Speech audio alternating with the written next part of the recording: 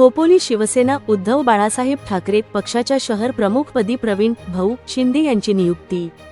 सर्व थरातून शुभेच्छांचा वर्षाव। खोपोलीत शिवसेना उद्धव बाळासाहेब ठाकरे पक्षाने संघटनात्मक फेरबदल आणि पक्ष विस्ताराला गती देत खोपोली शहराची धुरा प्रवीण भाऊ शिंदे यांच्या खांद्यावर सोपवली आहे। प्रवीण शिंदे यांची खोपोली शहर प्रमुख म्हणून अधिकृत नियुक्ती करण्यात आली असून या निवडीमुळे स्थानिक कार्यकर्त्यांमध्ये प्रचंड उत्साहाचे आणि आनंदाचे वातावरण निर्माण झाले असल्याचे पाहण्यास मिळत आहे। शिवसेना पक्ष प्रमुख उद्धव बाळासाहेब ठाकरे यांच्या आदेशाने आणि पक्षाच्या वरिष्ठ नेत्यांच्या मार्गदर्शनाखाली ही नियुक्ती जाहीर करण्यात आली।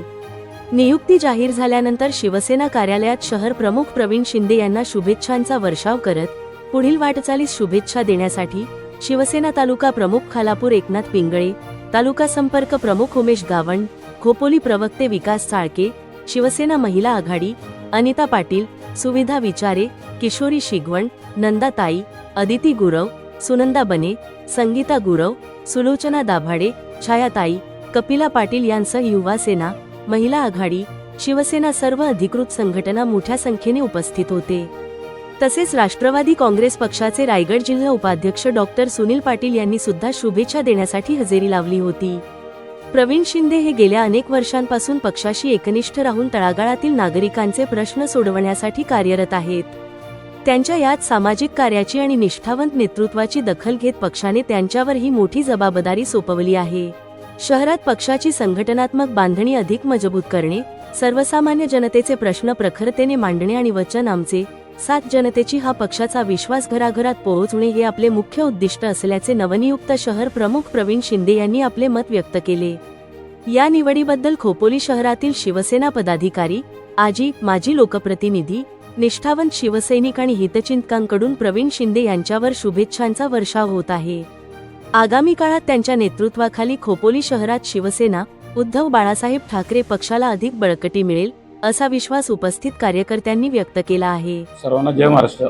कालच पक्षाच्या प्रोटोकॉलनुसार शिवसेनेची पद्धत अशी आहे की कुणी राजीनामा देऊन दुसरं पद देता येत नाही। शिवसेनेमध्ये सामनातून डिक्लेअर झाल्यानंतर पहिला माणूस बाजूला होऊन दुसऱ्या माणसाची नियुक्ती होते, ही पद्धत आहे।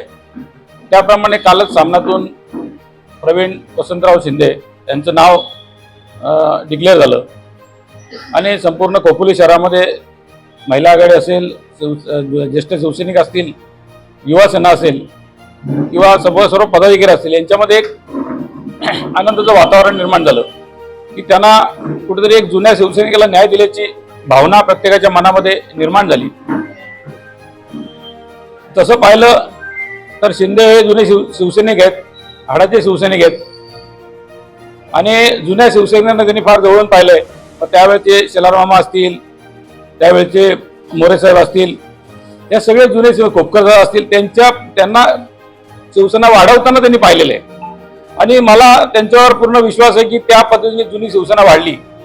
त्याप्रमाणे जरी माणूस जास्त बोलत नसेल, शांत असेल, तरी पण करून दाखवण्याची हिंमत, करून दाखवण्याची धमक त्यांच्यामध्ये आहे आणि त्यांचा मित्रपरिवार खूप मोठा आहे खोपोलीमध्ये। त्यांच्या सहकार्याने या खोपोलीमध्ये शिवसेना चांगल्या प्रकारे वाढवतील आणि ते त्यांना कसं अजून सहकार्य पाहिजे त्याप्रमाणे तालुक्याच्या वतीनं शहरातल्या ज्येष्ठांना घेऊन, महिला आघाडीला घेऊन त्यांना जेवढं जास्तीत जास्त सहकार्य करून शिवसेना वाढीसाठी जे करावं लागेल ते त्यांना नुसता आदेश देऊन थांबणार नाही, त्यांच्या बरोबरीने काम करून तिथे शिवसेना वाढू। पक्षाने माझ्यावरती जबाबदारी दिलेली आहे। मी का पक्षाकडे पद मागितलं नव्हतं, सगळ्या वरिष्ठांनी ठरवून माझी निवड केलेली आहे।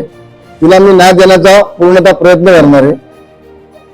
प्रथमतः सगळे आमचे जे जुने शिवसैनिक आहेत त्यांनी माझं नाव सुचवलं, त्यांचे मी आभार मानतो की त्यांनी सांगितलं मला की तू पहिल्यापासून सेनेचं काम करतोस, तू सगळं व्यवस्थित करतोस, तर तू शहर प्रमुख पद घे। ते सगळेजण भाऊंकडे गेले, भाऊंना त्यांनी सांगितलं सगळी गोष्ट की असं आहे।